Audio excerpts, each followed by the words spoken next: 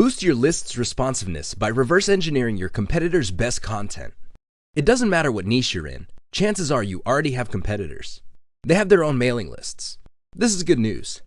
If you want to get a head start in boosting the responsiveness of your own mailing list, don't start from scratch.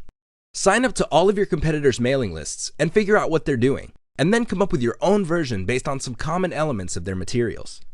Chances are you would be operating from a better place than if you were to just come up with your own completely new, untried, and unproven materials. This method simply just gives you a place to start.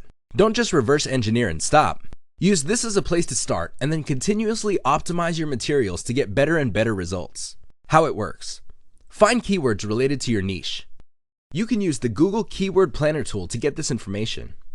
Once you have this information, find your competitors and look for competitors that have mailing lists and sign up to all of these mailing lists. Pay attention to the headlines of these lists. Take note of the topics of these updates. Once you have this information, figure out the most common topics that appear and the most common headline writing style. Copy the style and then create original content talking about the same topics. Study your list's performance and get rid of emails that aren't opened enough and don't get clicked enough. Optimize them by replacing them with different versions and keep tweaking your emails until you get a steady open rate and click-through rate. From there, you can then optimize your landing pages to increase the income you make from your mailing list traffic. Advantages. This technique gives you a tremendous head start. You're not starting from scratch. Also, you make your competitors do your homework for you. Once you figure out what works, you create your own version. Disadvantage. The big disadvantage is laziness. If you just simply copy and paste your competitor's stuff, it's only a matter of time until you get a scary letter from a lawyer in your mailbox. Don't do it. Study your competitors' topics and headlines, but don't copy them. Come up with something similar. When you know that certain topics are hot, come up with original material that addresses these topics.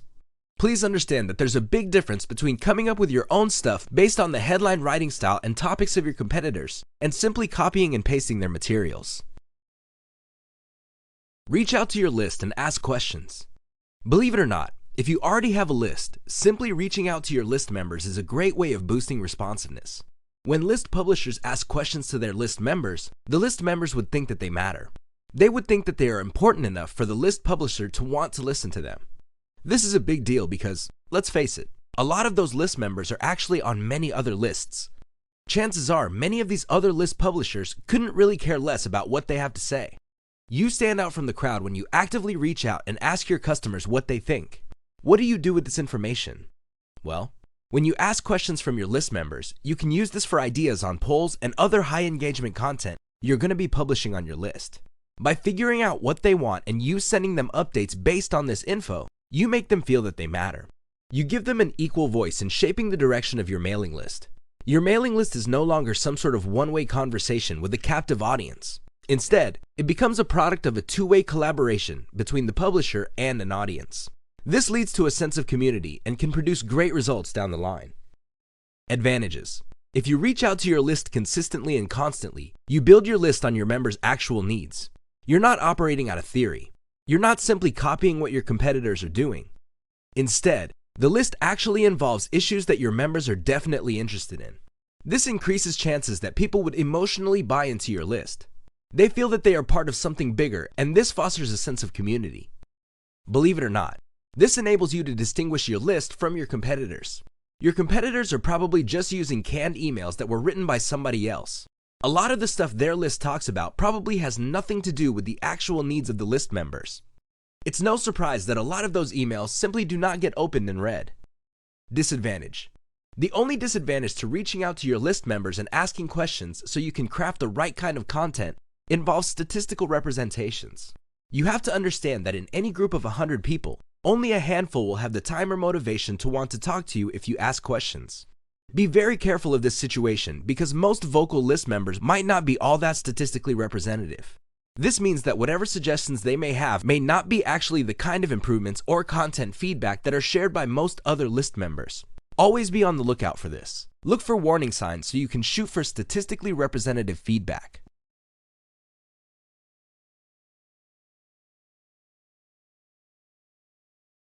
Track and optimize your update elements. If you want to maximize the responsiveness of your mailing list, you have to be proactive. You can't just buy canned emails from a list publisher and then upload this to your autoresponder software and expect to make money. It doesn't work that way. You have to always be part of the equation. The good news is, by following the simple steps below, you can maximize the responsiveness of your mailing list, which can lead to a bigger payday later on. How email optimization works. Break down your emails into elements. Usually, emails are made of a headline, which is the title, or subject line, the actual content, the type of content, and call to action or active links within the email. Also, the content that you send out via email has certain lengths. The most common is around 300 words. Some email lists send out very long emails. We're talking about over 1,000 words. Others send very short emails that consist of barely a few lines. Next, send out your updates and see how well they are received. Pay attention to your open rate and the click-through rate. Starting with one element, make variations and run a task to a small subsegment of your mailing list. See if there is any improvement from the previous email's performance. If there isn't, make variations on the element again. For example, if your original headline is, "I can't believe this happened," change it to, "This little secret got me a new Mercedes-Benz." And you switch from headline to headline until you see a significant improvement in your open rate and click rate.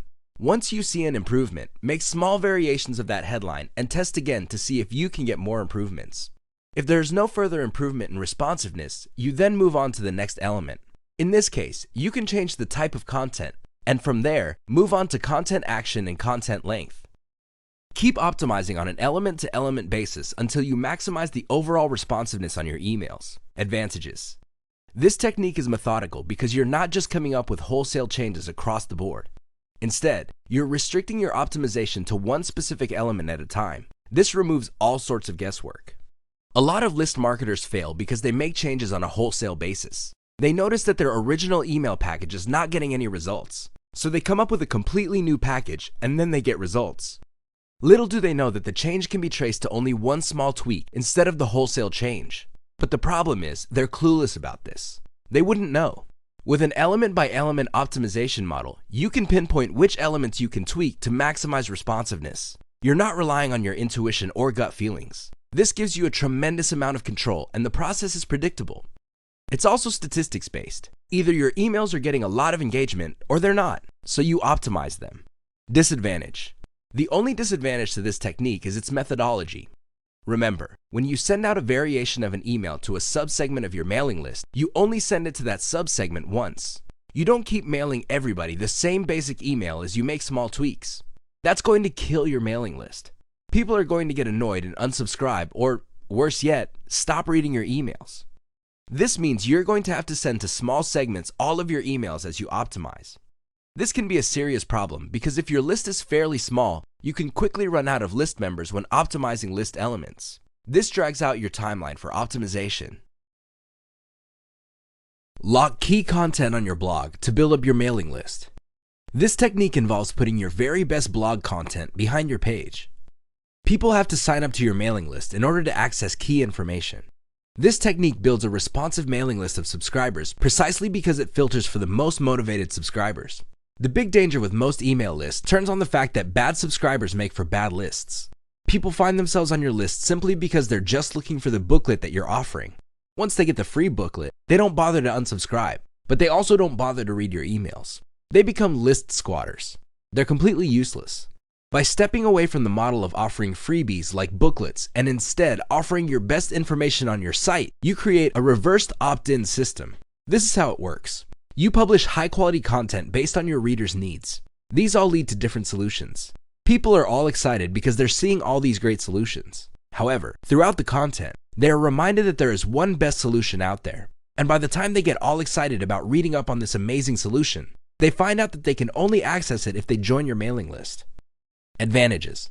The big advantage of this technique in boosting mailing list responsiveness is that you start at the beginning. You only recruit people who are actually interested in the information your mailing list offers. These people are less likely to unsubscribe and are more likely to buy stuff. The only people who would go through this process are those who are actually interested in what you have to offer. Of course, this all boils down to how you set everything up. If you're making all sorts of unrealistic promises, chances are you'll end up only attracting the wrong people. These are people who are not really all that interesting. Disadvantages. There's really only one big disadvantage with this technique. you will get a lower number of subscribers. How come? You heavily filter them based on the content of your blog. Only people who are truly hyped up and excited about the best solution would make it all the way through. The good news is you're compensated for this lower number by the fact that these people are more likely to subscribe to your list, less likely to unsubscribe, and more likely to buy.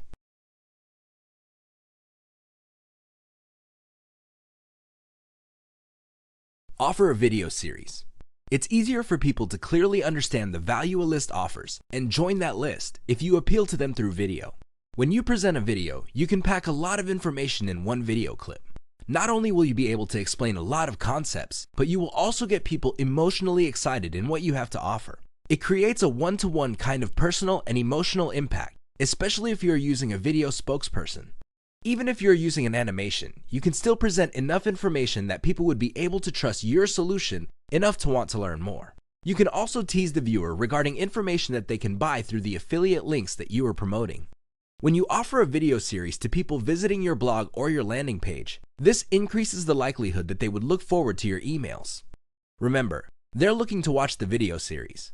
This means that when you send out your email, they're less likely to disregard it. They probably would be on the lookout for it because they want to pick up on certain key pieces of information revealed through your video. Advantages. A video is very personal and immediate. Believe it or not, a video is relatively easy to make. In fact, you can do it yourself. Just get a quality microphone like a Blue Yeti from Amazon. As far as video goes, you can take it with your personal computer's built-in camera. The video quality for most built-in webcams are actually quite good. Another great advantage of offering video series as incentives for mailing list memberships is the fact that you can create a lot of this type of content. Since it only takes a few minutes for you to speak into a microphone in front of a camera, you can tackle a lot of topics, and it's not going to take you too much time, effort, and energy. Video is also a great way to make passive income because you use this video series to get people to sign up to your list, and if you chop them up into small enough pieces, they actually get all excited about your next email. So, they'll always be on the lookout for your next email, and once you get them to open your email, you can hit them with affiliate links. When people click on these links and buy something, you make money. Please keep in mind that this is passive. You record once and you can actually make money many times over off the free video series that you are offering to build up your mailing list. Disadvantages. The sad reality is that while a lot of people appreciate that you have a video to offer, if you are offering a video course to build up your mailing list, please understand that when people see your video page, most of them will not view it all the way through. Most people have short attention spans. This cuts down on the total number of people signing up for your list. The good news is that this is not all that bad. In fact, this can act as some sort of filtering system. If somebody watches your video all the way through, there's a higher likelihood that they will not only sign up to your list, but it also increases the chances that they are actually interested in your video series. This, in turn, boosts the likelihood that these people are likely to check out your emails, click on your links, and buy something. Other disadvantages include you have to invest time or money in a great script. You can't just talk off the top of your head and stammer or stutter your way through the video. That's going to look unprofessional. You have to work from a script so that you can keep your videos tightly packed with information and more effective. Remember, people have short attention spans. You also have to have enough on-screen charm. You can't look, act, and sound like a banana slug and expect people to find you credible and authoritative. This means you have to look neat, you have to dress right, make sure the lighting is correct, and otherwise look personable and presentable. Finally, you may need professional audio and video editing help. The good news is you can get these types of services at a relatively low price thanks to freelancing platforms like Fiverr.